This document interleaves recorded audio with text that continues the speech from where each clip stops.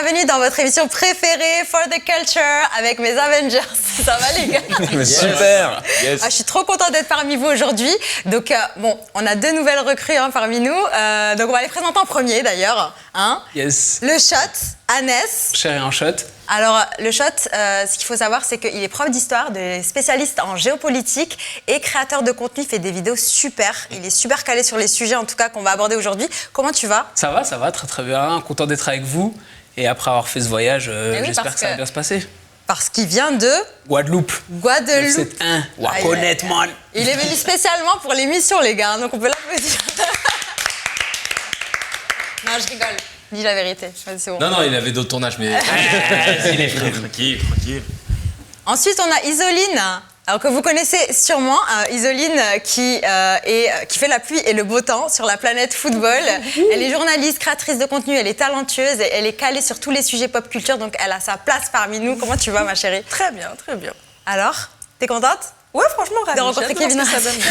C'est pas mon préféré sur la table. Ah, d'accord, ça va, il est gentil. C'est qui ton préféré, du coup? Pour l'instant, j'aime bien Terry. Yes. Est-ce qu'on peut applaudir Isoline, quand même? C'est vrai qu'on... Sympa, elle t'a taclé et quand même c'est toi qui dis... Gentleman. Franchement... Non, c'est un gentleman, mais c'est parce que... Moi, je sais pourquoi. Parce que Kevin n'est plus un cœur à prendre, du coup. On va pas vous spoiler, on va en parler dans l'émission. Non. Kevin Razi, star international.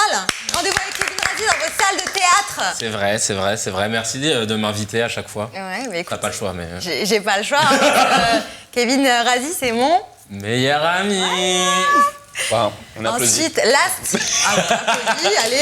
On peut le dire quand même. Ouais, quand même. Last but not least, Terry, LTAM. Yes. Rends parmi nous, comment tu vas? Ah bah ça va super bien, un vrai plaisir de revenir sur l'émission, de revoir des visages, de revoir aussi, parce qu'on s'était déjà croisés, de te découvrir. Enchanté. Un cousin, parce qu'on vient de découvrir qu'on était de la même île, donc forcément, on est cousins, c'est obligatoire, c'est comme ça que ça fonctionne en Guada. C'est ça. Donc voilà quoi. Après, il est marocain-libyen, voilà. T'es pas obligé de... Vraiment, je suis obligée de... Marocain libyen et tu vis en Guadeloupe. C'est ça, mais en fait, on est citoyen un peu du monde. T'es quand même mon cousin, c'est pas grave. Moi, j'ai un truc à vous dire, c'est que Terry... Ouais. Il va dans les hautes sphères maintenant. Il a son BFF qui fait du cinéma. Ouais. Philippe Lachaud. Et oui, Ali On embrasse. Vous allez voir dans l'émission, on va pas vous spoiler, on va pas vous dire tout de suite, mais vous allez voir dans l'émission. Du coup, on a un planning assez chargé aujourd'hui, on va parler de pas mal de choses. On va commencer le premier sujet avec notre queen Riri, qui était au Super Bowl il y a quelques jours de ça. Est-ce que vous avez regardé la performance et qu'est-ce que vous en avez pensé? Oui, bien sûr, j'ai totalement regardé le match. Quand même, parce que Super Bowl, et la performance de Riri qui était quand même assez stylée, ouais. Qui était pas mal, mais pour moi sans plus. Non, vous avez trouvé? Non? Ah ouais? Sérieux? Iso. Non, moi je suis d'accord sur le fait qu'en fait, c'était une belle prestation, mais on n'a pas fait des caisses comme les gens avaient, enfin comme les années précédentes qu'on a pu voir. Par exemple, je pense à Katy Perry, Jennifer Lopez, etc. Mais en fait, je pense que comme c'est elle, ça passe. Comme ça fait 7 ans, En fait, elle est venue. on attendait peut-être plus, non? Bah oui et non, parce qu'en fait, je trouve que vraiment, elle est venue. Elle a fait son truc. En plus, faut garder à l'esprit qu'elle est quand même enceinte, donc elle pouvait pas faire des pirouettes cacahuètes, etc. Mais je trouve que c'était très simple, mais suffisant en vrai. Moi, ce que j'avais apprécié, c'était l'interprète aussi, qui faisait langage des signes. C'est vrai qu'elle avait annoncé une surprise. On pensait que ça allait être un album, mais C'est un autre type de bébé en fait. c'est enceinte de son deuxième enfant. Ah oui, déjà. Et puis, moi, j'ai bien aimé. J'ai trouvé la mise en scène ouf. Très épurée et en même temps très impressionnante. Et j'ai kiffé ses hommages à Kanye West. Elle a vraiment... la tenue qu'elle porte, elle a fait un vrai hommage à Kanye West. Le fait qu'elle ait mis All of the Light et Run This Town, c'est passé son à elle. Hein. Elle est en feat dessus. Et donc, elle a fait... Et il y a quelqu'un qui peut se permettre, alors que le mec est dans une méga sauce internationale, de se dire « Ah, moi, je vais faire un hommage à Kanye West et, dans le Super Bowl et personne ne me dira rien. » Et de placer son make-up aussi, quand même. Oui. Et de placer son make-up. Placer son make-up.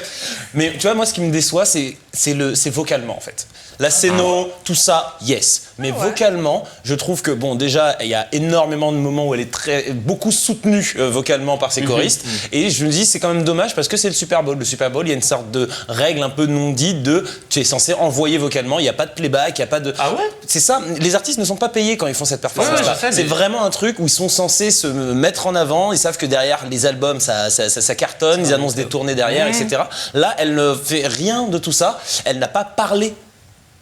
Elle n'a pas parlé au public, elle n'a pas un moment, alors que tout le monde le fait. Ouais, mais après, moi, je trouve que c'était bien parce que c'était pas politisé, il n'y avait pas de message particulier. Kenny West, il n'est pas politisé. À part Kenny West, mais sinon, au-delà de ça, tu regardes Jennifer Lopez, elle avait un vrai message. Bon, après, par rapport à Porto Rico, etc., elle n'a pas eu la prétention de vouloir mettre son étendard et passer des messages. Ça, elle a juste performé, elle a montré son bébé. Et il y a eu pas mal de critiques aussi. Oui, elle est bien en rouge, c'est un hommage à Satan, etc. Non, pas du tout, c'est juste une couleur, les gars. Non, en plus, c'est pas juste une couleur, parce qu'en l'occurrence, là, c'est vraiment une référence à la tenue de Kanye West qu'il avait, je crois, pour le Louis Vuitton Show, je crois, c'était ça. Donc, c'est une belle référence si on veut soutenir Kanye West, si on veut pas, ok. Mais... je me dis limite, Rihanna. Ouais. je Rihanna. vois ce que tu veux dire. Ouais, moi, je pense que c'est ça. J'avais beaucoup trop d'attentes pour ce show. Ah ouais. Moi j'ai kiffé, attends, le décor suspendu, les gars, elle était dans les airs, je veux dire... Katy Perry était sur un tigre géant. Vous êtes un peu dur. Moi, ce qui me fait kiffer sur la dimension un peu géopolitique, c'est de se dire que ce show, c'est l'un des shows les plus suivis au monde. Le truc de mi-temps, même si, alors il y a les puristes qui vont regarder le match. En vérité, personne ne regarde le match. D'ailleurs, c'est boring. Non, c'est l'événement sportif le plus suivi au monde. Non, c'est pour la mi-temps, mais sinon le reste, les gens sont pas totalement fans. Mais quoi qu'il en soit, moi, ce que je trouve intéressant avec effectivement cette mi-temps qui est archi suivie, c'est toute la dimension du soft power américain. C'est quelque part les États-Unis dans ce contexte de rivalité avec la Chine, avec la Russie, tout ça. Les Américains, ils continuent à dire, les gars, on est là. Et quand il y a le Super Bowl, vous allez vous réveiller à 3h du matin, les Français, et vous allez regarder, et vous allez être contents, et vous allez dire merci.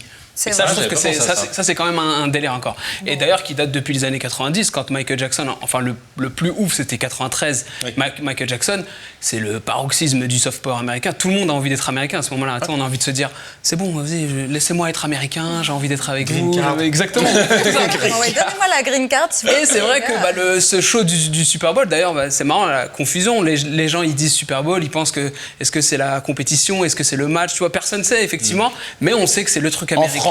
En France, et d'ailleurs dans beaucoup d'autres pays du monde. D'autres pays européens, mais globalement, le gros du public, il est américain de toutes les façons sur ce show. Et les gens, en fait, nous on le voit, le football américain, comme un truc un petit peu lointain, alors que c'est une religion aux États-Unis. Et donc, il y a des gens qui réservent, qui économisent toute l'année pour pouvoir se payer une place pour aller voir le Super Bowl, parce que la place la moins chère, elle est à $1,500. Donc, il y a le soft power, je suis totalement d'accord avec toi. Mais il y a quand même aussi cette célébration de ce sport et avec les American flag et puis tous les trucs, les rafales qui passent au-dessus, tout ça quoi. Ok, on va passer à la prochaine news de notre petite revue de presse musicale. Elle concerne notre copain Taïk, qui est un peu dans la sauce en ce moment, donc on va passer un petit magnéto. Nouvelle polémique pour le chanteur Taïk. Après avoir sniffé une culotte de l'une de ses fans sur scène, provoqué des ruptures avec des danses collées serrées, il est aujourd'hui accusé de faire l'apologie du viol conjugal dans l'un de ses derniers morceaux. Après s'être fait descendre sur les réseaux sociaux par les internautes, Taïk a fini par sortir du silence. Le chanteur a tout d'abord affirmé qu'il ne parlait pas de viol conjugal, mais a finalement décidé de retirer la chanson des plateformes de streaming et a publié un communiqué. La chanson « Quand tu dors » fait un grand débat. Raison pour laquelle je l'ai retirée temporairement. Néanmoins, cette chanson reste musicalement parlant ma préférée du projet, alors je vais la réécrire comme il se doit, pour moi, pour nous, et pour qu'elle soit bien mieux comprise de tous, et la ressortir dans quelques jours.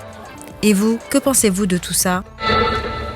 Alors les gars, qu'est-ce que vous en pensez ? Est-ce que ça fait l'apologie du viol conjugal, etc. Bon, moi je vais vous lire les paroles de la chanson, parce que là dans le magnéto, on n'entend pas. Alors, ça fait « T'es tellement belle quand tu dors, pourquoi te le dire, pourquoi te prévenir ? Ça ne te demandera aucun effort. » Avant de continuer avec Toi, tu dors encore, tu n'entends pas le bruit de la pluie au milieu de la nuit, je ressens ton envie, toi, tu dors encore, tes lèvres sont fermées, mais j'entends ton appel, je dois te consommer. Bon, c'est assez explicite quand même. T'as mis mon pyjama préféré, je n'aurai pas grand-chose à t'enlever et ne m'en veux pas si je descends, je ne peux pas faire ça sans que ton corps soit préparé. Donc les gars... Bah, lis comme tu l'as lu, ça va. Non, je... Maintenant, c'est chaud. Hein. C'est vrai qu'il est quand même pas mal dans la sauce hein, avec ses concerts. Il avait frotté une nana la dernière fois qui s'est séparée de son copain à cause de ça. Bon, ça, c'est son doigt. Avec son Non, c'est elle toute seule. Mais après, bon, moi, je le vois... Moi, pour vous dire mon avis personnel, je le vois un peu comme le Francky Vincent des temps modernes, tu vois. Faut respecter Francky et faut respecter Taïk aussi. Non. Il aime la chose, il en parle dans ses chansons, il s'en cache pas. Ses concerts, ils sont très chauds, comme Chris Brown. Excusez-moi, vous regardez les concerts de Chris Brown aux États-Unis. Oui. Ou alors R. Kelly des temps modernes. Non, pas R. Kelly. Non, mais R. Kelly, non. Taïk plus. Non, R. Kelly, il était avec des enfants. Non, mais je veux dire, R. Kelly sur scène, tu sais, qui est le lover. Je suis d'accord. Le crooner, le Robin Thicke. Sur scène, mais pas dans les loges, quoi. Non, mais tu vois, regarde, moi, il y a un truc, j'avais écouté la chanson et quand je l'ai écoutée, elle m'a pas choqué. Quand je l'ai écoutée, tu vois. C'est après, quand j'ai lu les trucs, j'ai fait bon, d'accord, ok. Je peux comprendre qu'il y a des paroles qui sont assez spécifiques et qui peuvent renvoyer à une certaine image et qui peuvent renvoyer en effet à des choses qui sont très très graves et qu'il ne faut absolument pas banaliser ou normaliser. Ouais. Par contre, là où je trouve que Taïk il a été bon, c'est qu'il voit que en effet, ça prend une certaine ampleur, il retire la chanson. Il a raison. Et en fait, il a fait le bon move parce qu'effectivement, il y a quelques années, on ne parlait pas trop de consentement, on ne parlait pas trop de ça, donc c'était pas du tout un sujet. Il aurait pu sortir ce son, on n'en aurait pas du tout entendu parler. Tout comme je me souviens qu'il y avait une polémique sur La Belle au bois dormant, où finalement on fait un bisou à une meuf qui dort. Parce que c'est un beau gosse. Maintenant, en fait, j'ai l'impression qu'en 2023, il faut faire attention à tout ce qu'on dit, tout ce qu'on fait. Quand on parle, par exemple, d'une certaine communauté ou d'une autre, ça crée à l'appropriation culturelle pour des trucs... Mais parce qu'on est dans une période de transition. C'est vraiment une période où il faut faire attention à tout ce qu'on dit. C'est ça. Et c'est vrai que par rapport au consentement, par rapport au viol conjugal, etc., qui sont des sujets qui sont de plus en plus abordés, que ce soit dans les médias ou même sur les réseaux sociaux, là, pour le coup, je comprends qu'il a enlevé la chanson parce que c'est quand même assez explicite. Il va la réécrire. C'est ça. Mais je pense que c'est le bon move en vrai parce que moi, en tant que femme, quand j'ai écouté la chanson, ça m'a pas choquée. Ouais. Par contre, pareil, comme Terry, j'ai compris que ça ait pu en déranger certains et certaines parce que... Si t'as vécu une situation similaire y a des gens qui entendent cette chanson... Exactement. Et du coup, je pense qu'il a très bien fait de réagir immédiatement et de se dire bon ok, moi ça reste quand même il s'est dit moi ça reste une chanson du projet que j'aime beaucoup, donc je vais donc je vais la réécrire et je vais vous la reproposer sous un autre angle et surtout je pense que même lui de son point de vue à lui, quand il a écrit le truc, il s'est dit moi j'adore j'adore les galipettes. Mais là le problème c'est qu'ils sont en train d'analyser toutes ces autres chansons là. Ah oui, et en fait moi le problème que j'ai, parce que j'ai le même problème dans l'humour. Quand des gens font des sketchs, ça m'est arrivé de voir des sketchs de potes en live, personne cala le fait qu'il ait dit telle ou telle chose. Je pense à Hugo tout seul, avec son sketch de la carte bleue où il dit j'ai violé ma carte bleue et elle a fait un témoignage machin. Okay. Jamais vu personne, j'ai vu 6 fois ce sketch, jamais vu personne à la fin lui dire t'es sérieux là?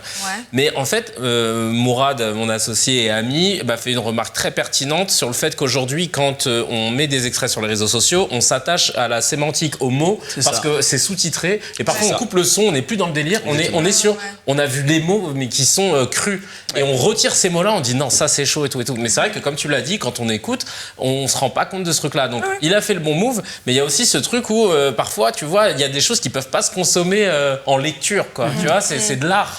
De l'art parfois ça dérange et parfois et je parle pas de lui en général, mais je parle de tout ce qu'on va pouvoir remettre sur le débat à chaque fois parce que tel sketch, telle chanson, tel machin, il y a des trucs parfois je suis désolé.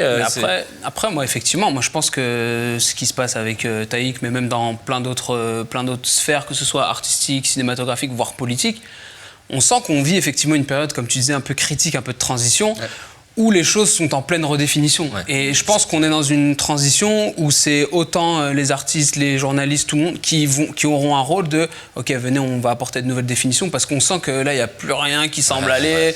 Les gens vont « Ah non, je suis pas d'accord, mais en même temps, si, je suis d'accord. » Et les gens, ils sont dans une schizophrénie un petit peu. Et ce que tu dis est vrai avec les histoires d'écran, où les choses sont sur écran, on n'a pas le truc humain de « Non, mais là, il m'a dit ça. » Sur son ton, j'ai senti que c'était pas quelque chose de violent. Mais là, vu que je lis juste un texte, exactement, il y a zéro nuance. Et parce que je pense aussi qu'on a vécu pendant très longtemps dans une société où une certaine catégorie de personnes pouvait faire ce qu'ils voulaient, dire ce qu'ils voulaient d'un peu de tout le monde. Et bon, c'est l'homme blanc hétérosexuel. C'est vraiment, il pouvait faire ce qu'il voulait, dire ce qu'il voulait. Tu pouvais avoir un Michel Leb qui faisait des sketchs absolument abjects. Personne ne blackface et tout ça. Il pouvait faire plein de choses. Je regarde une série comme, pas mal de séries sitcom françaises ou des trucs comme ça. Et en effet, il y avait des vannes, tu te dis, ça pourrait jamais se faire aujourd'hui. Pourquoi ? Parce qu'il y a eu plein de gens qui, pendant 20 ans, 30 ans, 40 ans, ne disaient rien. Et acceptaient finalement certaines vannes qui ne leur plaisaient pas, mais ils ne disaient rien parce que ça fait partie du truc. Il n'y a pas si longtemps que ça, je ne sais pas si tu te souviens de la chanson de Watty by Night, quand il dit « Elle est grosse, oh my God, pas moyen de lui faire la cour », mais ça passerait pas aujourd'hui. Mais justement, parce que pendant très longtemps, on considérait qu'on peut faire des vannes sur les personnes en surpoids, sur les personnes obèses, alors que sur tout le monde d'ailleurs, on pouvait faire des vannes un peu sur tout, sauf qu'il y a un moment où il y a des gens qui ont dit « Bah en fait, ça me fait pas rire ». Ça me fait pas... Nous, quand même, là, je parlais pour la communauté noire qui à un moment a dit « Excusez-moi, mais en fait, nous, les blackface, ça nous fait pas rire. D'accord, ça renvoie à un certain nombre de choses. Donc non, ça nous fait pas rire. Et donc de là va y avoir plein d'autres sites de communautés qui se sont un petit peu émergés en disant que non, on a des choses à dire, on a aussi des revendications et on ne veut pas que vous foutiez de notre gueule tout le temps. C'est-à-dire qu'entre nous, on rigole de nous, mais si vous là, vous vous moquez de nous. Et là, ça nous plaît un peu moins. Mais je pense on va passer à la prochaine news. Du coup, parce qu'on va pas rester ça, je vais aller m'évanouir là-bas. Tranquille, ça va. Je suis loin, ça va. Bon, alors les gars, notre prochain sujet, il concerne le boss du 9 de I, Booba, qui est toujours dans les histoires, vous voyez très bien, hein, il fait un petit peu la guerre des influx voleurs, etc. Et là, il s'est attaqué à une nouvelle personne. Donc, Magnéto, s'il vous plaît. Le duc de Boulogne continue à régler ses comptes sur les réseaux sociaux. En juillet dernier, Booba a déposé plainte contre X pour pratiques commerciales trompeuses et escroqueries en bande organisée, mettant notamment en cause Shona Event, une agence d'influenceurs dirigée par Magali Berda. Il n'a pas fallu attendre longtemps pour qu'il ne balance des dossiers sombres sur les protagonistes de l'émission TPMP, qu'il accuse de protéger la papesse de la télé-réalité. En parallèle, le boss du 9 de I est toujours en guerre avec le rappeur Maes, qui va bientôt sortir un nouvel album. Alors que la tracklist de ce dernier a fuité sur les réseaux sociaux, Booba a eu le regret de découvrir que 2 artistes avec qui il avait travaillé ont collaboré avec Maes, Niska et Kaina Samet. Si le torchon brûlait déjà avec Niska ces derniers mois, le chanteur a partagé sa déception envers l'interprète de Destiné via des tweets et des messages très clairs sur les réseaux. Je viens de voir un tweet Kaina Samet disant qu'elle n'a de compte à rendre à personne. Et c'est vrai. Et on a le droit d'exprimer ce qu'on pense. Elle va vous sortir que le feat a été enregistré avant, peu importe, mais elle oublie qu'on fait le même métier. Donc si tu veux retirer le morceau de l'album, tu peux le faire. Ça reste une grosse traître opportuniste. Comme je dis, on l'a déterrée. Elle était plus bactère. Elle a sauté sur le remix de Kaina. Je lui ai même dit, elle s'était emportée sans même me prévenir. Elle avait tourné un clip, fait le remix sans même me demander les droits. Donc je me suis dit, je vais l'aider. On a repoussé la sortie, on lui a donné les droits. On a fait un vrai remix. On l'a invité au Stade de France.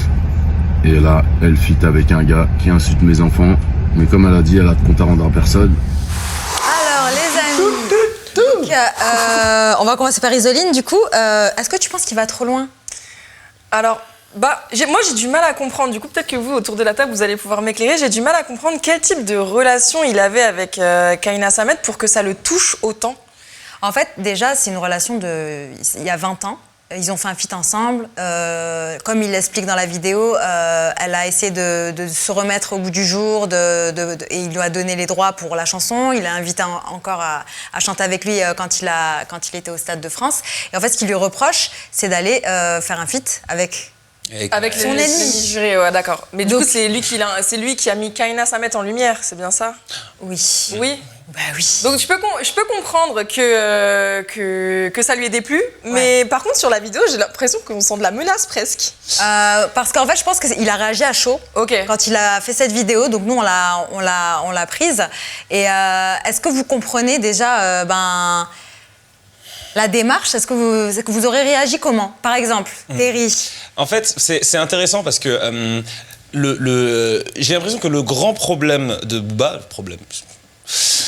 avec tout le respect que je lui dois, je pense qu'il y a un souci de loyauté. C'est-à-dire qu'il a un sens exacerbé de la loyauté, et donc pour lui, à partir du moment... Oui, c'est évident même pour moi. C'est-à-dire qu'à partir du moment où il a donné sa confiance, ou même une petite partie de sa confiance, ou quoi que ce soit, il estime que cette personne lui doit loyauté. Ce que je peux comprendre et respecter dans une certaine mesure. Et après, forcément, tout le monde n'est pas pareil. Tout le monde n'a pas cette vision de la loyauté, où en effet, on est ride or die tous les jours à fond, et donc t'es embrouillé avec lui, et ben moi aussi je suis embrouillé avec lui. Il y a des personnes qui attendent ça. Moi j'attends ça de mon meilleur ami, de ma meilleure amie, de mon frère, de ma sœur. Mais je vais pas l'attendre de vous. Je veux dire. Mais là c'est quand même, c'est pas anodin. Enfin, je veux dire, elle peut faire des feats avec qui elle veut. Il a fallu qu'elle choisisse son pire ennemi, quoi. Et en plus, le truc c'est que, en fait, regarde, déjà, moi, je défends un peu Booba sur ce coup-là parce que je le comprends et j'aurais réagi de la même façon. Je suis un petit peu comme lui. Il l'invite au Stade de France. Grâce à lui, elle sort un EP derrière. Et voilà, elle a profité un petit peu de cette fame. Grâce à lui, elle a fait des combini, elle a fait des médias, elle a fait des machins. Même elle était trop contente, oui. Bien sûr, les médias, ils l'invitent. Pourquoi? Parce qu'elle a chanté avec Booba au Stade de France. Il n'a pas donné ce privilège à tout le monde non plus. Et là, qu'elle fasse un feat avec le pire ennemi de Booba, moi je comprends pourquoi ça l'a dérangé. Bien sûr que ça se tient. Et ce qui aussi peut se tenir, c'est de dire, écoute, tu sais quoi? Moi je suis en embrouille avec lui là.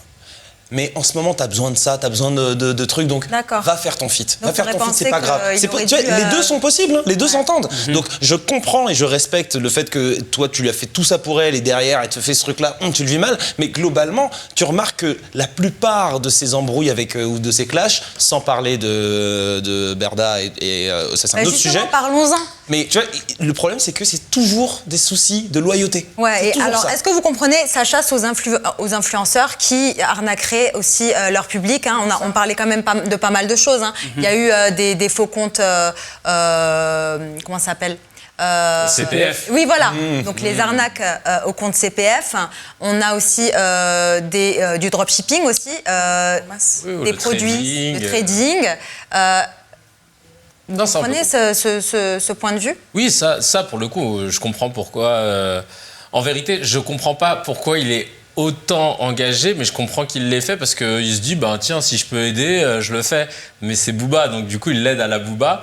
Et l'aide à la Booba, c'est j'y vais et je vais te saouler la gueule jusqu'à ce que tu payes j'obtienne ce que je veux. Oui, le moindre centime. C'est juste ça. En fait, c'est un bon gars, dans le sens, comme tu dis, il a de la loyauté, il aime pas l'injustice et tout, mais à la Booba. C'est-à-dire que aujourd'hui, quand tu vois la liste de tous les gens des talents qu'il a sortis, si c'était pas mis en embrouille avec eux, c'était un espèce de P. Diddy versus slash Jay-Z du rap game, slash Timbaland du rap game.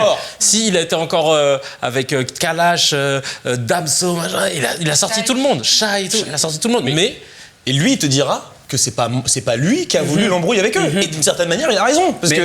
Mais c'est là où, effectivement, pour moi, il est même dans une cohérence en tant que pirate. Tu sais, si on rentre dans la mentalité de pirate, lui, il est dans le truc de, tu vois, les pirates, ils ont un code de pirate. Non, mais c'est ça, ils ont leur code de pirate.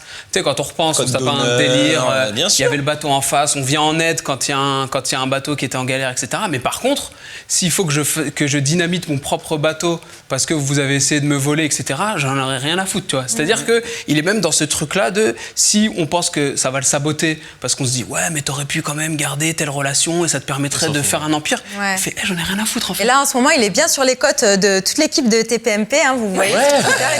Mais moi, je kiffe, en fait, ça, parce que pour moi, c'est la vraie piraterie de, vas-y, il se passe des trucs, tu vois, on n'est pas dans, lui, il dit, vous voyez, vos trucs de salon, on accepte, on courbe un peu, il dit, j'en ai rien à foutre, moi, c'est au pire, je termine sur une barque et après, je vais braquer un nouveau bateau et j'aurai un nouveau bateau. Tu vois pas le délire. C'est ça. Et moi, franchement, c'est ça que je trouve intéressant, parce que même quand on regarde des vies de pirates, je sais pas, au XVIIe siècle et tout, ben, il se passe un peu la même chose. C'est des gars qui vont avoir de la loyauté de dingue avec certains rois, certains royaumes.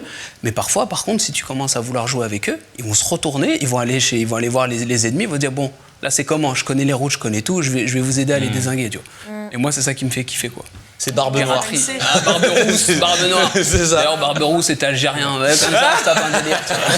Bah oui, De c'est ouf, vrai. Barbarossa, bien sûr. C'est un berbère. Son vrai nom, c'est Khaireddine Barbarousse. Oh là là, on en apprend avec le chat. J'adore. Suivez-le, hein, le chat, c'est Instagram. Ok, alors on va passer à la prochaine news. Vous avez regardé la dernière saison de You sur Netflix? Non.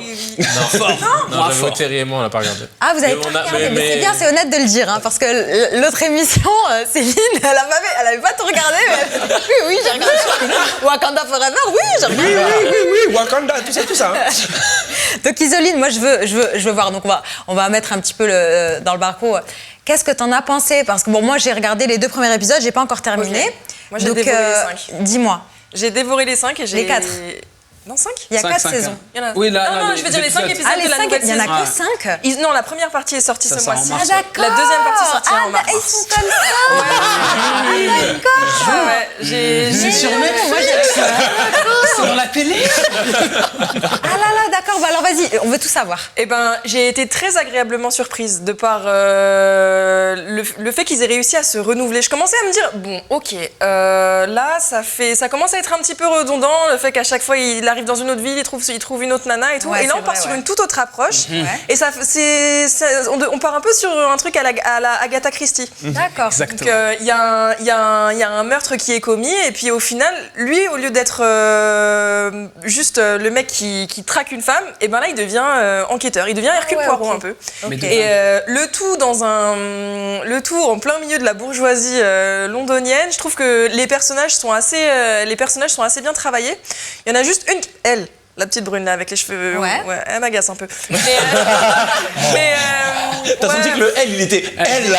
la petite, Kate, elle s'appelle. Mais donc j'ai eu un tout petit peu de mal à accrocher avec elle, mais sinon on trouve de. Alors, par contre, il y a un personnage, j'en dirai pas plus, mais il y a un personnage qui se volatilise au milieu de la série. D'accord. Bon, je tairai son nom, mais ça, par contre, c'est le petit point noir que j'ai Bon, après, t'attends les autres épisodes. C'est quoi. ça. C'est Mais ça.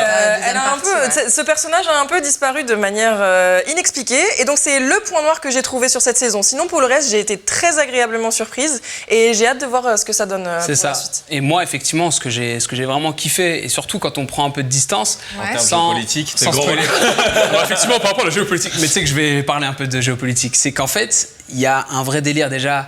Agatha Christie à 100%, Cluedo aussi à 100%. C'est-à-dire qu'on reprochait, et je veux pas trop spoiler, mais on reprochait que les personnages ils sont un peu grotesques, ils sont un peu trucs.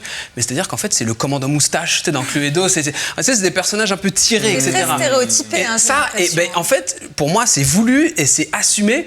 Et ça, c'est le premier élément. Le deuxième élément, t'as un peu un truc dans une villa de gros bourgeois où justement on essaye d'enquêter qui a commis tel meurtre, etc., etc. C'est en mode à couteau tiré, là, un peu dans Ouais, le c'est un délire. peu comme un Exactement, Ah, ouais. exactement. Et enfin, moi, le dernier élément que je trouve complètement dingue, c'est la toile de fond, c'est la lutte des classes. Parce qu'en fait, derrière ça, il te montre des Anglais pauvres, comme il y en a malheureusement de plus en plus, d'où le côté géopolitique, parce qu'avec le Brexit, augmentation de la pauvreté de dingue en Angleterre. La queue pour aller en banque alimentaire. Ouais. Un autre élément de dingue en Angleterre, un truc qui n'existe pas en France et j'espère qu'il n'existera pas, les gens font de la colocation de famille. C'est-à-dire que nous, de la colocation, c'est entre jeunes étudiants. Eux, c'est genre, ah, c'est tellement la haisse, ça serait bien qu'il y ait libéré la chambre pour accueillir une autre famille pour que le loyer, on le paye à deux. Tu sais, C'est un phénomène qui existait déjà depuis un moment, mais qui s'est développé. Qui s'est accéléré. Parce que Là-bas, Brexit- ils ont des colocs même à 40 piges. Non, mais Oui, c'est non, c'est vrai, mais ils sont dans la culture de la coloc aussi. Hein. L'état social aussi, genre il y en a App et tout, Margaret Thatcher, enfin bref. Mais par contre, ce qui est intéressant, c'est que tu as tout un truc derrière la lutte de classe et justement, ils en parlent en fait dans la série. Ils parlent de par rapport aux riches, aux pauvres. Et donc, c'est ça que j'ai trouvé.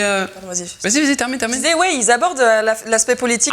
Et à mon avis, on va le voir beaucoup plus dans la deuxième partie de la série. Ok, ils m'ont chauffé, je vais regarder. Mais de dingue, en fait. Non, en vous, j'avoue, là, Moi- ça donne envie.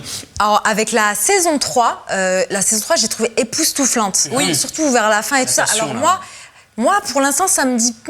et j'ai l'impression qu'elle est en dessous, là, la saison 4. En fait, Et puis l'intrigue. personne n'en parle autant en fait. J'ai l'impression que la saison 3, elle a tellement espinté tout le monde que je sais pas s'il va arriver au niveau de la saison 3 quoi. Là, c'est l'intrigue est ailleurs en fait. Donc je pense que La vérité est ailleurs. Je pense que les gens ne s'en doutent pas parce que moi, vraiment, je ne m'attendais pas à ce qu'ils prennent cette direction-là parce que je me disais bon bah ça va être encore une nouvelle meuf, truc. Et du coup j'ai dit oh c'est bon, j'ai vu ça dans la première, j'ai vu ça aussi dans la deuxième. C'est pour ça que j'ai même pas terminé la deuxième saison. Pareil. Troisième, je me suis dit non c'est bon, je vais pas regarder mais ça. la troisième, elle est incroyable quoi. Ouais, mais en sachant aussi Ah ouais. qu'il y avait pas mal de critiques, j'ai lu là un peu dans la presse, ils avaient le seum que, en fait, ils pensaient à la fin de la saison 3, ça se finit à Paris, ils disaient, ah yes, on va avoir un Emily in Paris version You, mais en fait, il est à Paris, mais tout de suite, il va à London, donc je pense qu'il y en a plein qui étaient dégoûtés, ils auraient voulu que ce soit un peu à Mais Paris. ça c'est dans les deals de Netflix. J'avais une question par rapport à ça, justement. Moi aussi, j'ai lu que normalement, cette saison devait être tournée à Paris, mais que pour certaines raisons, ils ont choisi Londres. Les Bah, déjà pour embouteillages. la langue. L'heure de pointe sur Paris,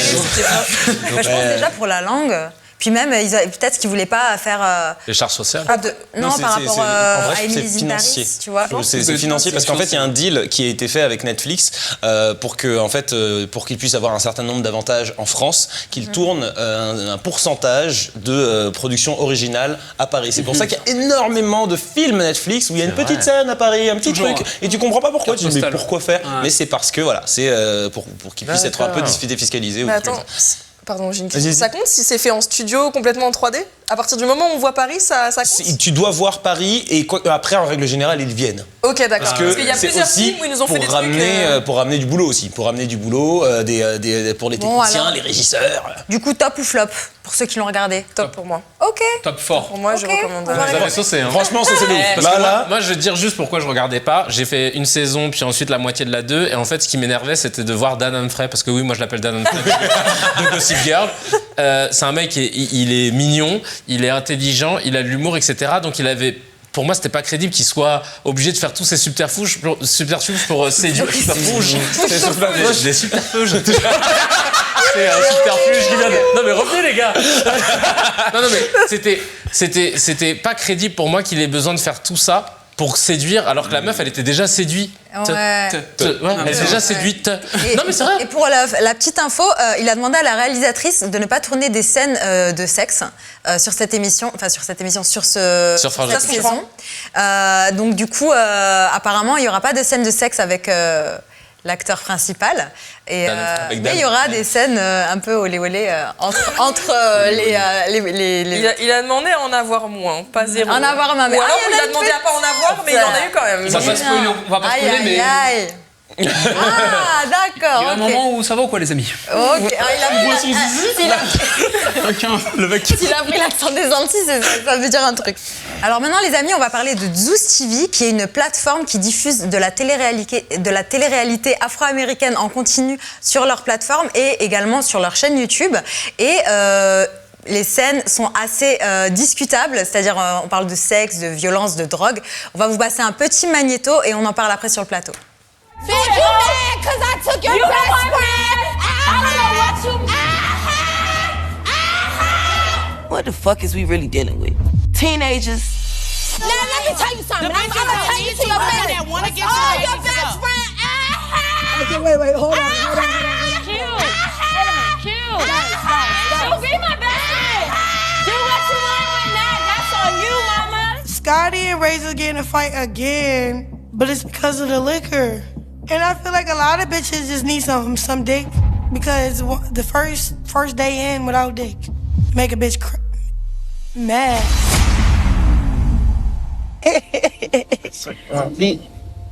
Yeah.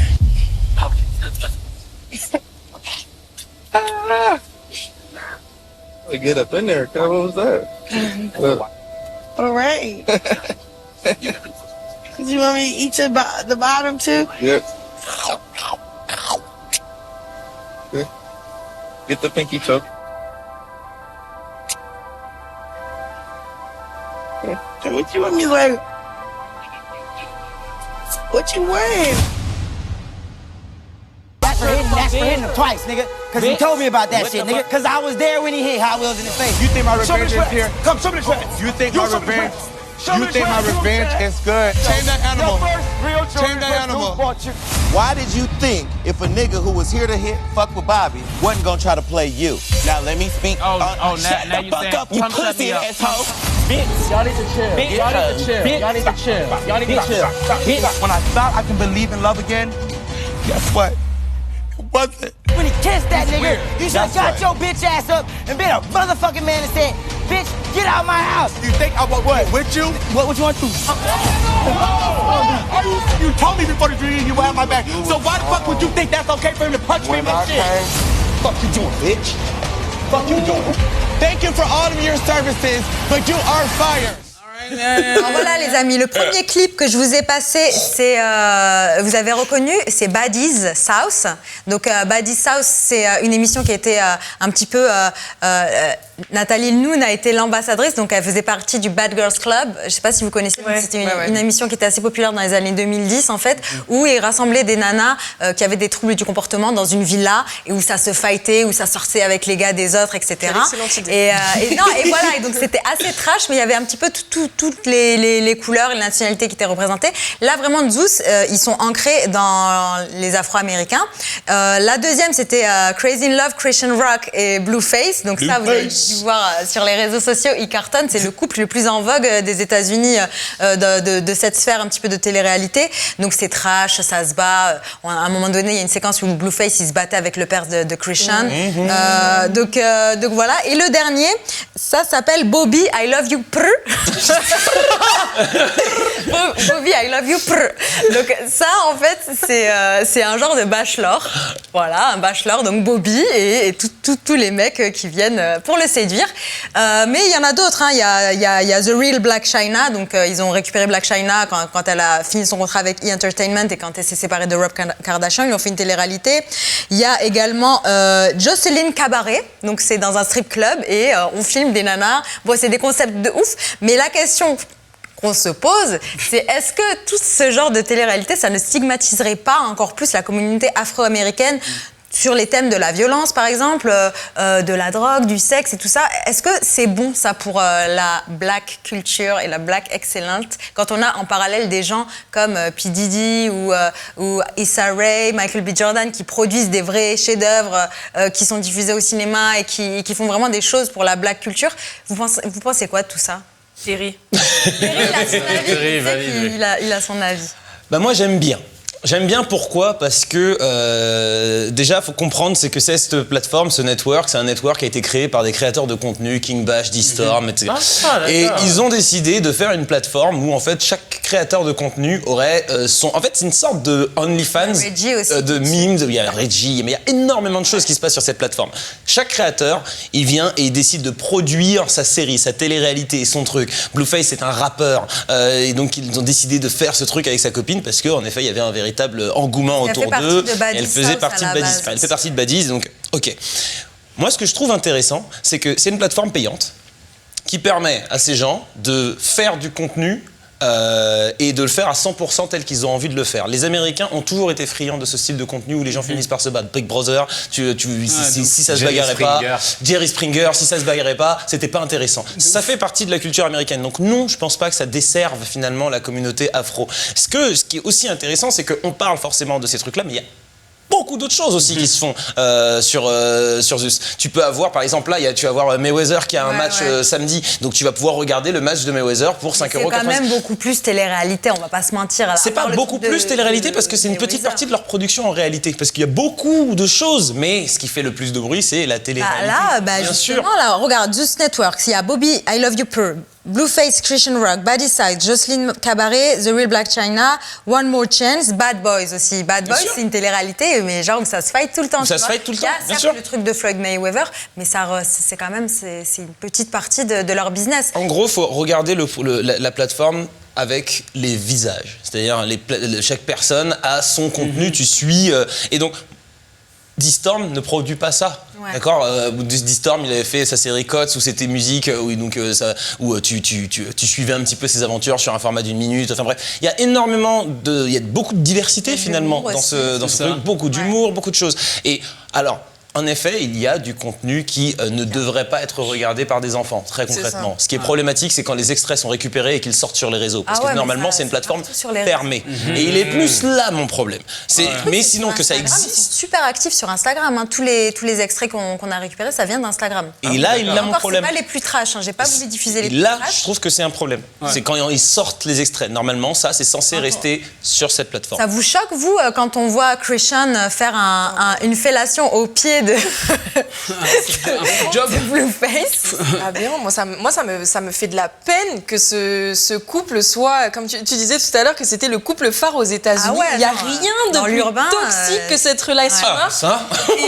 Et moi, ce qui me fait de la peine, c'est que il y a plein en fait, c'est le message que ça véhicule au final. Tu vois, donc certes, ça leur donne une plateforme, ils peuvent créer du contenu, mais dans ce cas-là, pourquoi pas créer quelque chose? C'est ça. Mais en fait, à quel prix? Parce que du coup, tu vois, pour les baddies, voilà, elles sont enfermées entre 4 murs. Il y a plus d'agents de sécu que de nanas dans le truc. Au final, qu'est-ce qu'elles font là-dedans à part se crier dessus H24? Boire de l'alcool et se rouler des pelles. Qu'est-ce qu'ils font dans la moitié de la télé-réalité française? Christian est beaucoup plus trash aux États-Unis. C'est plus trash, mais quel est le message? Tu parlais du message, c'est le même. Non, mais c'est beaucoup plus trash. C'est-à-dire que là, c'est beaucoup plus trash aux États-Unis. Je suis pas d'accord avec. Je peux pas te laisser dire ça. Attends, quelle est la différence? Moi, à l'époque du Bad Girls Club, tu te rends compte? Au contraire, je trouve que quelle est la différence entre ce qui se passe dans la télé-réalité française et ce qui se passe dans la télé-réalité aujourd'hui? En fait, dans cette télé-réalité-là sur Zeus. En fait, c'est beaucoup plus trash. Il y a des fights, il y a du sexe, de la violence, mais tout est montré en fait. C'est ça en fait le problème. Et moi, je trouve personnellement que ça entache l'image. Quand tu as des gens qui cravachent, qui charbonnent, qui écrivent des scénarios, qui produisent des trucs, qui se mettent à plusieurs et tout pour faire des séries, pour apporter quelque chose à la culture afro-américaine, moi je trouve que ça décrédibilise tout leur travail. Du tout, parce que les Noirs ne se cantonnent pas à ça. Parce que les gens sont trop friands de ces trucs. Et en fait, tu connais, les gens font trop d'amalgame. Les autres communautés, après, ont des stéréotypes et qui, forcément, ce genre de contenu, pour moi, ça n'aide pas. Je suis entièrement d'accord avec Simon. Dans ce cas, ça veut dire que je suis un petit peu trop. Non, mais dans ce cas, ça veut dire que la télé-réalité, les Marseillais, non, on parle les pas princes. De la France, là, on parle vraiment des dans ce cas, États-Unis. mais moi, je parle de ce qu'on connaît nous. Ça voudrait dire que ça dessert l'image des Blancs majoritairement. C'est pas vrai. Ça dessert pas l'image des Marseillais, ça dessert pas l'image des ch'tis. Exactement. Non, il faut savoir scinder les trucs. C'est deux choses différentes, je pense, pour moi. Après, effectivement, c'est très. Moi, c'est pas un truc que je consommerais. Sur la télé, juste sur tout ce qui est télé-réalité française, c'est beaucoup plus censuré que. Oui, c'est beaucoup plus. Par exemple, tu vois, mais c'est pas plus glorieux. C'est pas plus glorieux. Et ce qu'ils font sur leur story. Et ce qu'ils font en story. Je crois pas qu'on a regardé les mêmes. Non, mais je suis désolé. Moi, pour en avoir fait une, j'ai fait une émission de télé-réalité, c'est beaucoup plus cadré. Il y a des trucs qui se permettent pas. Je suis désolée. Ouais, mais est-ce que vous ne vous permettez pas en image à la télé, en story par contre, ou sur les réseaux, et je me filme en train de me frapper? Ça n'a rien à voir. C'est la continuité. C'est pareil. Pour moi, c'est pareil. Non, mais là, on parle de la plateforme qui diffuse en fait ce genre d'image. Moi, ce qui me fait de la peine, c'est que je suis entièrement d'accord avec toi, Sam, c'est que non seulement ça dessert à la communauté noire, mais ça dessert aussi aux femmes. Les femmes, aux femmes, on les fout dans une villa et on leur dit battez-vous. Et du coup, les gays aussi. Alors. Après, moi, je viens de la génération Worldstar Hip Hop, et j'avoue, on regardait à fond, et en fait, c'est exactement ça, mais qui n'était pas encore, brandé, officiel ou brandé. Et du coup, effectivement, ce que vont te dire certains, et moi, j'ai un petit peu vécu aux États-Unis, et on voit que finalement, il y a une stratification, même au sein de la communauté afro-américaine. Tu vas avoir des gens beaucoup plus éduqués, beaucoup plus qui vont être effectivement nous, on va essayer de labelliser les trucs, faire des trucs, ou même qui viennent des communautés religieuses, etc. Et c'est une partie de la communauté afro-américaine. Mais ce que d'autres vont te dire, ils vont dire that's real life. Ça, c'est la réalité. C'est ce qu'on vit, et c'est ce qui nous parle, tu vois. Et donc certains vont même dire, moi je m'en fous de voir un Afro-Américain diplômé de Harvard ou qui sort de tel endroit, mais par contre quand je vais voir des gars se tapent, genre ça c'est ma vraie vie, et du coup je peux comprendre. Après moi je vais pas consommer ça, moi c'est pas mon délire. Mais je peux comprendre qu'il y a un engouement, tout comme moi je me souviens quand on saignait Worldstar, on aimait voir quand ça se tapait, on aimait voir quand il y avait des vrais trucs, et effectivement ça nous parlait de dingue. Mais encore aujourd'hui, moi je regarde Worldstar quasiment tous les jours. Mais de dingue. J'adore ça. Et du coup c'est vrai que je pense que ça questionne sur le lien entre l'art, la société, les messages, et là effectivement le débat il est archi ouvert en fait. On n'est pas, est-ce qu'il faut montrer que des trucs positifs, mais est-ce qu'il faut montrer que la réalité? C'était pas la question c'était pas du tout la question, c'est pas montrer que des choses positives, mais si ça n'influence pas à la stigmatisation des communautés et non, la stigmatisation, elle est venue toute seule. Elle est déjà là depuis longtemps, la stigmatisation. Ils n'ont pas besoin de ça.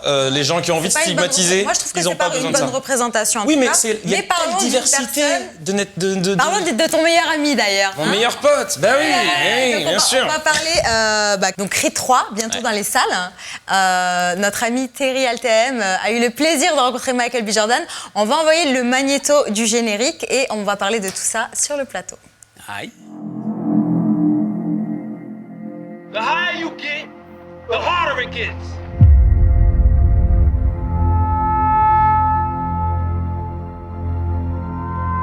That's life. Because this is a war. It's a fight, it's a battle.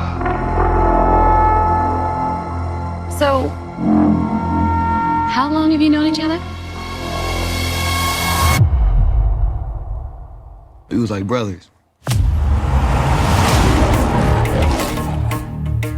One day you came back. The past came back too. There may have been a time when Damien had your back. No friends in the industry. But that's not what he's doing now. My brothers been my brothers, man. They no kidding me a fact. Before I got locked up, I was the best. You a coward, bro. And a fraud. Try spending half your life in a cell. Watching somebody else live your life. I had to draw the line. I'm just getting started, little brother. I had to draw the line between my brothers and my enemies. I'm coming for it all. It's not gonna stop. Then you make him. The one and only Adonis Creed, you're the best pound-for-pound fighter in the world. 3 years ago, it's been a minute since you've been out in these streets. When I walked away from boxing, I walked away with some unfinished business. You see that man right there? Do you remember him?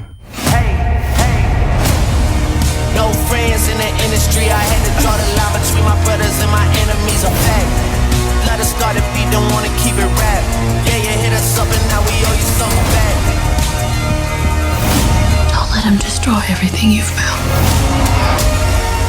Everything we've built. Yeah, I had to draw the line between my brothers and my enemies. My brothers and my enemies. My brothers and my enemies. You out there boxing. I need you to start fighting.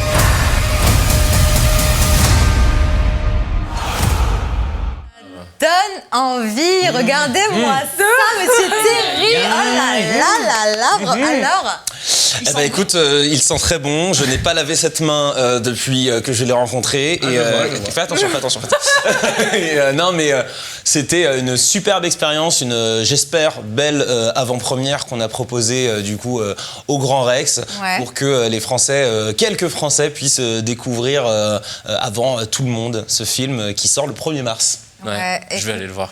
Bah ouais, c'est dommage que t'as pas pu venir. Bah, Kevin, il avait son spectacle ce soir-là. Ouais, je tournais rendez-vous. Ouais. Tournais rendez-vous avec Kevin Razi. Donc d'ailleurs, tu peux nous donner l'adresse pour les prochains tournages? Bah non, parce que je sais pas encore où je vais tourner. Ah pardon, excuse-moi, je pensais que t'allais tourner dans le même théâtre, du coup. Non, peut-être qu'on va bouger. C'est pour ça. Vous allez peut-être bouger. Bon. Restez connectés avec cette grande star qui s'appelle Kevin Razi. On va... alors raconte-moi, t'en as pensé quoi du film? Parce que moi, j'ai mon avis. Ok. Pour moi, les gars, je vais pas vous spoiler, mais pour moi, c'est le meilleur Creed. Des 3 Creed, c'est le meilleur Creed. Hein. Ouais, c'est ce que tu m'avais dit quand t'es sorti. Et tu sais que j'ai bien aimé le 2, hein. mais c'est le meilleur Creed, franchement. La façon de tourner, la réal, en fait, et en plus, quand on sait que Michael B. Jordan, il a fait la triple casquette. Il était acteur principal, producteur, réalisateur. Et tu vois, il y a des séquences, en fait, il y a de la FX. Tu vois, quand il est sur le ring et qu'après, ça change. Il y a un très beau message vis-à-vis de leur fille. Il y a un très beau message pour la communauté sourde. Il y a une très très belle représentation. Il y a aussi un hommage subtil à Kobe Bryant et Gigi Bryant, ou avec la relation qu'il peut avoir avec sa fille, etc. Exactement. Où elle reprend, on voit qu'elle est là aussi. Donc non, c'est beau. Et, ça fait plaisir de voir que Michael B. Jordan et Ryan Coogler, producteur également, qu'ils ont vraiment à cœur de raconter de belles histoires autour de la culture afro et aussi de mettre en avant la technicité de l'art du boxing. Tu vois, c'est tout le long du film. Tous les fans de boxe, ils vont kiffer. Moi, j'étais fan de Rocky. Je regardais Rocky quand j'étais petite, je les ai tous saignés. Et je peux te dire que là, en fait, maintenant, en 2023, comme on a une nouvelle façon de filmer, des nouvelles images, en fait, c'est au millimètre près. Quand il se prend un uppercut, c'est ça? Non, ça c'est... Un crochet, mais uppercut, c'est en dessous, crochet. Bref, il se prend un high kick, là. Quand il se frappe au visage et que t'as toutes les gouttes de sueur qui partent en slow motion et tout, mais c'est genre, c'est magique, quoi. Et surtout qu'il prend les coups pour de vrai. Ah ouais? Il prend les coups, c'est-à-dire que tu vas voir déjà dans le 2, il était arrivé, il avait dit faut que ce soit réaliste. Donc ils allaient plusieurs fois, il allait donc répéter et le mouvement pendant que tu avais l'acteur et fighter français qui l'affronte. Non, justement quand dans le 2, il a la grosse masse, j'ai oublié son nom malheureusement, c'est pour ça, c'est un acteur français en plus, donc j'aurais voulu Non mais je connais son adversaire, le fils de Draco.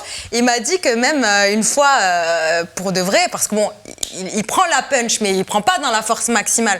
Et un jour, il lui a dit, mais vas-y, mets-moi et tout. Et genre, il lui a mis un KO. Ouais. Sur le truc, sur le téléphone. Il prend vraiment, il est comme, genre vraiment investi dans ce rôle et puis dans ce film. Comme Stallone, au final, il a repris l'esprit un peu que. Il a repris l'esprit Stallone, mais j'ai envie de dire qu'il allait plus loin que Stallone. Ouais. Tu vois, Stallone n'a jamais été un grand boxeur. Ouais. Tu vois, et puis même les films Rocky n'étaient pas des grands films de boxe. Ouais. C'était de bons films, très bons films. J'avais beaucoup aimé les Rocky, mais c'était pas en termes de boxe, de technicité. Est-ce qu'on peut parler du jeu d'acteur, mais de tous, de lui, de Michael B. Jordan et de Jonathan Majors. Jonathan Majors, c'est un génie, un acteur qu'il faut suivre parce que déjà, donc il est à l'affiche en ce moment du film Ant-Man Quantumania où il interprète Kang, donc il sera le prochain grand méchant de Marvel pour les 5 prochaines années. Okay. C'est un acteur qu'on avait déjà vu dans le film de How the Fall avec Idris Elba qui est disponible sur Netflix, qui est génial. Franchement, c'est Michael B. Jordan, Ryan Coogler, Jonathan Majors, faut suivre. Ce sont les futurs stars du cinéma afro-américain, et j'ai même pas envie de dire, quand je dis afro-américain, je ne les cantonne pas qu'à ça parce que finalement ils arrivent à faire des films afro pour tout le monde. C'est ça. Ce que Tyler Perry n'avait pas encore réussi à faire jusqu'à c'est vrai. C'est vrai, et donc on préfère quand même ça à Zeus TV. Hein. On va pas cracher dans mais oui, mais tu vois, c'est ça, justement, c'est d'avoir la diversité, c'est d'avoir du contenu où on te montre un homme noir millionnaire qui tout lui réussit avec une femme qui est également successful, qui n'avait pas besoin de quoi que ce soit et qu'au contraire elle a son talent, elle travaille. Moi j'ai envie maintenant que ce soit pas forcément des sportifs et des artistes, j'ai envie de voir aussi des films qui montrent des avocats, des médecins, etc. Des profs d'histoire géo. Ça j'ai envie de le voir, mais j'ai aussi envie que the real thing, ce qui se passe aussi dans la rue, voilà, que ça puisse aussi se montrer de manière payante. Ça c'est la différence. Et là, Creed, extraordinaire, allez le voir. Ouais, et je pense aussi que c'est le meilleur des Creed. Vraiment. Hein. Et potentiellement dans le top 3 des meilleurs films. Tu nous as parlé on parle de Creed quand même, mais c'est vrai qu'il y a un autre film qui est dans les salles obscures actuellement, Ant-Man. Donc notre protagoniste de Creed fait partie Jonathan Majors. Tu peux nous dire 2-3 mots parce que toi je sais que tu l'as vu et nous on l'a pas encore vu. Ouais, je suis déjà à mon 3e visionnage de ce film. Je te fous de moi. Bah en fait je regarde beaucoup de fois les films pour être sûr de me rappeler de tout. Donc, moi aussi. Et quand je les vois, Marvel, c'est sûr et certain, je les regarde 2-3 fois. C'est ça. C'est aussi pour regarder. Je vais écouter par exemple que l'audio, la musique, essayer de comprendre des trucs et tout. Donc là vraiment le film, allez le voir, super sympa. Mais je tiens à préciser un truc, ce n'est pas un film Marvel traditionnel où on va avoir la sauce Marvel du cheminement du héros. On est sur une comédie épique. D'accord ? C'est une comédie épique. Les films Ant-Man ne sont pas là pour te montrer des enjeux extraordinaires, même si Kang, il te le tease pour la suite. Là, c'est vraiment un film où tu vas te détendre, tu vas passer un bon moment, tu vas rigoler avec tes potes, ça va être cool. Et en même temps, il y a des petites scènes d'action assez épiques. Et je préviens que beaucoup d'effets spéciaux parce qu'on est dans le royaume quantique. Donc là, l'infiniment petit. L'infiniment petit. Donc on n'a que du fond vert. Pour ceux qui ne sont pas trop fans de ça, il n'y a pas de décor naturel. Hein. C'est extrêmement bien fait. Il y a les budgets. Donc ça va. Marvel, hein, ils rigolent pas avec ça. Avec les licences Disney. Faut pas négliger Disney. D'ailleurs, il y a beaucoup qui disent qu'effectivement, depuis le virage Disney, Il y en a qui disent ça a pris. Enfin alors que certains disent que c'est devenu mieux, mais on va dire certains puristes ont dit mais ça perd un peu l'esprit Marvel sur certains trucs. Et effectivement, quand tu me parles de Epic, moi ça me choque qu'à moitié. Tu vois, je me dis effectivement Disney ils vont mettre leur petite dose pour peut-être proposer un autre virage, un autre truc. Oui, et aussi parce que, en fait, si tu proposes que de l'épique, les gens, ça finit par être saoulés de l'épique. Je vois ce que tu veux dire. Tu vois, s'il y avait que des films endgame tout le temps, avec des enjeux de fous furieux, des trucs et tout, à la fin, ça devient un petit peu compliqué. Vas-y, on a besoin de légèreté. Sur toi, voilà, allez. Ouais. Sur ce claquement de doigts incroyable, on va passer à la prochaine news. On va parler de ChatGPT. Donc, c'est vrai que là, ça fait ces dernières semaines, on était obligé d'en parler. Mais de dingue. Est-ce que l'intelligence artificielle ne marque pas la fin de la créativité humaine et du travail aussi, parce que je veux dire maintenant avec ChatGPT c'est devenu un mini assistant. Donc je voulais demander à Kevin, parce que c'est vrai que Kevin il s'en sert un petit peu. Donc t'en penses quoi? Bon, rien. Non, j'ai vraiment le mec nul, ouais, allez, suivant. Non, en fait, je vais vous dire, ça marque pas du tout la fin de la créativité. C'est juste que ça va nous aider à nous débarrasser des trucs les plus chiants pour pouvoir se concentrer justement sur optimiser notre créativité.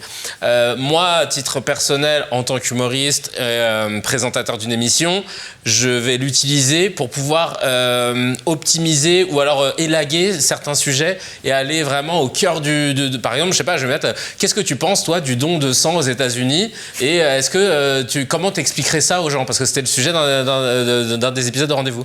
Et il va dire bien sûr, il commence toujours par bien sûr. Bien sûr, je pense que le don du sang aux États-Unis, et il va te faire parfois des plans, etc. Et si tu l'utilises intelligemment, tu gagnes du temps. Et après, tu creuses. Mais c'est basé sur ta créativité, quoi qu'il arrive. Mais après, pour aller plus loin, j'ai un pote qui, lui, est codeur. Et en ce moment, avec ChatGPT, il est en train d'avoir des lignes de code, mais incroyables. Il lui a dit, j'aimerais optimiser, faire un algorithme crypto qui permettrait de gagner tant de dollars en misant que seulement ça, sans risque, sans ci, sans ça. Et ChatGPT est en train de tout lui faire. Wow. Et comme il est codeur, il lui dit, par contre, là, il me manque la fin du code. Ah oui, pardon, j'avais oublié la fin du code, il lui a remis la suite. Et c'est là que tu dis, mais c'est un délire. Ça, c'est un délire. Ça, c'est un délire. Tu te rends compte le temps que moi qui est professeur, Alors, moi, je me souviens, les premiers jours de ChatGPT, la prof sphère, parce qu'il y a une prof sphère en PLS. Ils ont dit, pour les exposer. Mais ils ont tout, ils ont les plans, ils savent que la guerre froide, c'est ça. Parce que, tu sais, les mecs mettaient, alors, qu'est-ce qui se passe entre ça? Et les gars avaient une dissertation prête, donc ils étaient tous, mais comment on va savoir, comment on va corriger? Depuis, correction, enfin, ils ont mis un correctif, tu peux copier-coller, et ChatGPT te dit, ça vient de ChatGPT. Donc, les élèves, c'est mort, vous n'allez pas pouvoir cramer. Donc ça c'est lourd, tu vois. Premier élément. Deuxième élément assez dingue, c'est qu'effectivement, il y a eu un mec d'origine indo-pakistanaise qui expliquait, qui a percé sur Twitter, qui dit I will show you how to use ChatGPT. Genre, il le dit très très bien. Il dit, vas-y, ça vous permet de gagner du temps pour faire des plans, ça vous permet de gagner du temps pour avoir peut-être certaines datas que lui va chercher sur Internet à votre place. Donc c'est là où il y a un vrai objet, où c'est un outil vraiment intéressant. Mais le bémol, maintenant sur l'intelligence artificielle en général, et je le refais une deuxième fois, c'est qu'effectivement, ce qui fait flipper, c'est ce qu'on appelle le deep learning. C'est-à-dire que le gars, pour ses codes, les lignes de code qu'il va donner, c'est-à-dire que tout va être pris. Et en fait, nous, on s'amuse, on prend des... Enfin, je sais pas si vous vous souvenez, il y avait une application russe, on prenait en photo notre tête et il nous montrait plus jeune, plus vieux, etc. Et après, ils se sont dit... FaceApp. Et après, ils se sont dit, ah non, mais en fait, c'est un truc de espion russe qui permettrait de savoir tel ou tel visage. Effectivement, c'est ça le truc qui fait un peu flipper avec l'intelligence artificielle. C'est pas tant des robots qui vont se réveiller et tous venir nous tuer. Non, parce qu'en fait, ça reste des outils. Mais le problème, c'est tout le savoir qu'ils engrangent, tout le savoir qu'ils récupèrent. Au bout d'un moment, ça va faire une masse de savoir. Et le jour où il y a quelqu'un qui est hyper mal intentionné et qui a accès à cette banque-là, il va pouvoir entrer dans notre téléphone, on va commencer à tous mourir, enfin tu vois, ça va être un délire. Il va pouvoir savoir, je sais pas, nos mots de passe, les lignes de code. On va avoir une notification, on va dire, mais j'ai pas pensé à ça. Et du coup, le gars va entrer dans un délire en mettant un peu de deepfake. C'est ce qui est un peu flippant. Le deepfake, d'où le truc très effrayant d'ailleurs. Mais de dingue. D'où le truc de... Je pense que, et on en parlait quand on parlait de l'école il y a 2-3 jours, va falloir qu'on commence à réfléchir, comment s'éduquer sur, il y a une nouvelle application, venez les gars, juste on réfléchit à... Ok, au lieu de tout ça, trop bien, je mets les trucs, je mets toute ma vie et tout, c'est trop rigolo. Grâce à ça, je peux avoir une moustache et tout. Tu fais un petit peu. C'est ça, c'est plus le côté deep learning en fait. Ça fait un petit peu flipper quoi. T'en penses quoi toi, Iso? Est-ce que tu t'es encore servi de ChatGPT? Moi, personnellement, non. Mais c'est vrai que j'ai beaucoup de gens. Après, bon, il y en a plein qui l'utilisent aussi pour des raisons pour se divertir un peu. Pour parler, conversation. J'ai un mec qui m'a envoyé des poèmes et qu'il les a demandé à ChatGPT. Oh, c'est trop mignon. Tu sais que ça, c'est grave de fou. Excuse-moi, je me permets de couper. J'ai un pote, il a fait un test. Il a dit, est-ce que tu peux m'écrire un texte comme avec l'écriture de Faizagen sur la crypto-monnaie? Et il va reprendre le style de Faizagen pour t'écrire un texte. Moi, j'ai même écrit un texte de rap pour une pote, pour son anniversaire, en mettant son nom, machin. Et en parlant d'anniversaire, Kevin Razi, mon meilleur ami. Oui, c'est le 20 février. Mais donc oui, juste pour finir, moi personnellement, c'est pas un outil dont j'ai spécialement besoin. Pour le moment. Par contre, je peux très bien comprendre que oui, pour certaines personnes, comme des gens qui font du codage, etc., ça puisse s'avérer être extrêmement utile. Même les maths. Mais c'est vrai que, par contre, ce qui fait peur, c'est qu'on n'en connaît pas les limites. Ouais. Et tu sais pas... on saura jamais tout ce que cette chose elle sait, et apparemment maintenant l'intelligence artificielle elle apprend d'elle-même. Je crois qu'elle s'auto-instruit ou quelque chose comme ça. J'avais lu un article là-dessus. C'est ça le deep learning. On va finir dans un bac. En fait, à force d'agréger des savoirs, des trucs que tu lui as donnés, elle va les mettre en connexion avec d'autres trucs que d'autres lui ont donné. Et du coup, elle apprend. Et c'est ça qui fait flipper, c'est que par exemple, toi, tu vas lui proposer une idée, vas-y, écris-moi un poème. C'est Jarvis et Ultron après. En vrai, c'est ça. Et moi, ce qui m'effraie un peu, c'est à quel point on n'est pas assez éduqué sur le sujet. Les jeunes générations, tu vois, vraiment, parce que nous, on est dans cette génération qui va voir ces choses-là arriver, mais c'est surtout nos petits frères ou nos enfants qui vont vraiment prendre ce truc-là à bras-le-corps, et ça fera partie d'un outil de travail à l'école. Et donc, toi, tu veux pas d'enfants, toi, hein? Non. Parce que le mec, il a fait des enfants. Tu sais, c'est ce qu'on appelle les enfants. Les petits êtres là, choses qui se baladent et qui grandissent. Moi, j'aime bien les chiens, tu vois. Je suis très sérieux.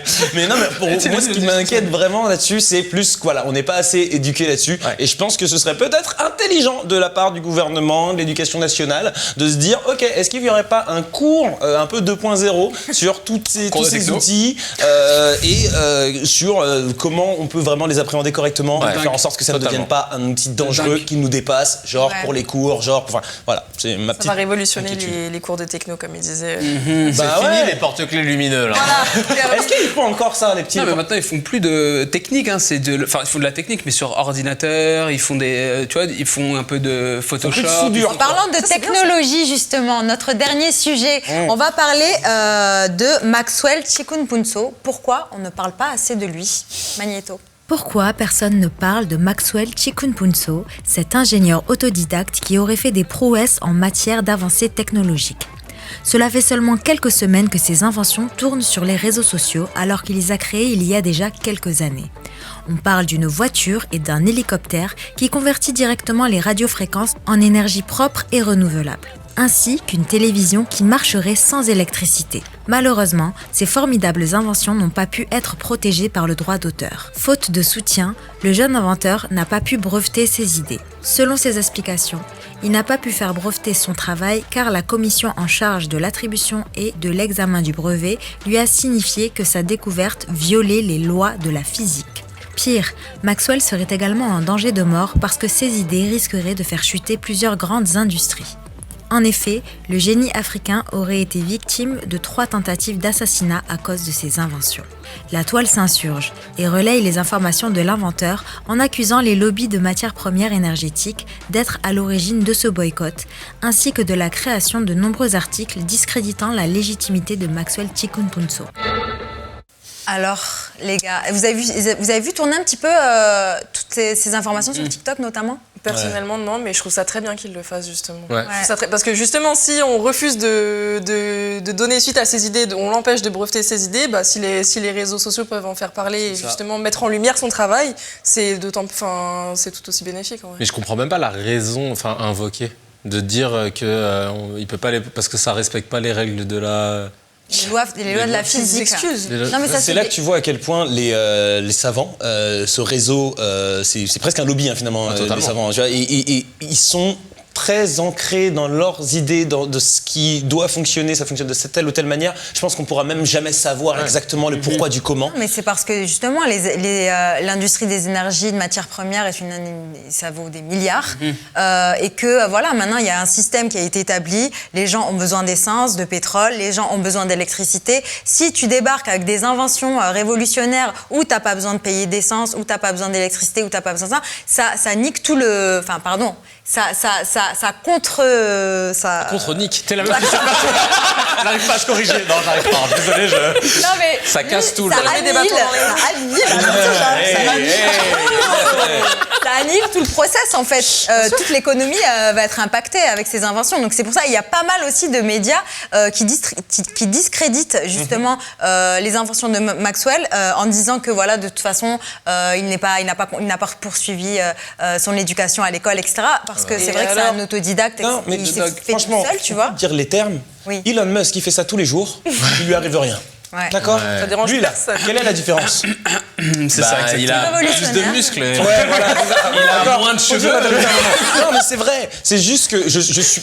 Franchement, alors peut-être qu'on dira que je suis parano ou quoi, mais moi je suis persuadé que ces inventions, elles sortent d'Elon Musk. Il y a personne qui dit quoi que ce soit. Pourquoi? Parce qu'il est blanc et qu'il a du pouvoir. Voilà. Mais et là, on est sur un gars qui arrive, qui dans l'imaginaire collectif, qui sort de la brousse et qui a inventé. Voilà, il s'est dit bon, vas-y, on va coller ça et puis ça va marcher. Ils se disent non, vas-y, on va le laisser poser un brevet.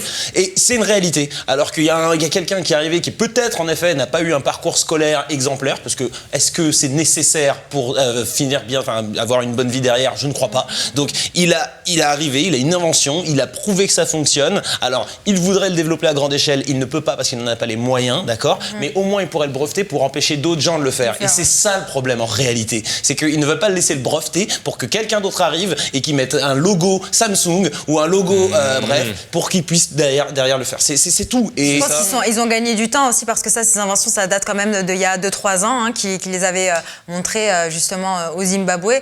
Et le problème, c'est que il ne peut pas breveter ces trucs. Et aussi, il a eu des tentatives d'empoisonnement. Ça, c'est quand même super effrayant. Mais tu sais qu'il y a eu, en France par exemple, il y a une loi qui t'interdit de mettre autre chose que du carburant dans ta voiture.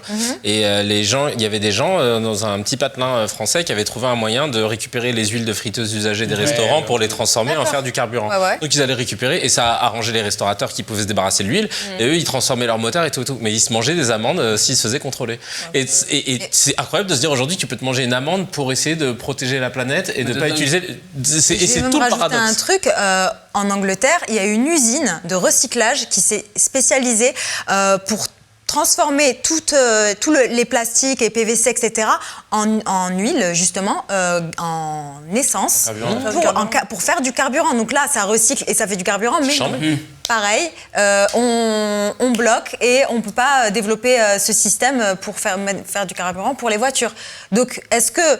Là, il faut s'asseoir 5 minutes et se poser des questions. Oui, l'industrie des matières premières énergétiques, c'est une industrie qui vaut des milliards. Non, mais... On parle d'écologie, on parle de tout ça, mais c'est là où... pas de exactement, se mettre au et bout c'est du là jour où, malheureusement, de manière hyper cynique, oui, en fait, c'est-à-dire que ça me choque pas.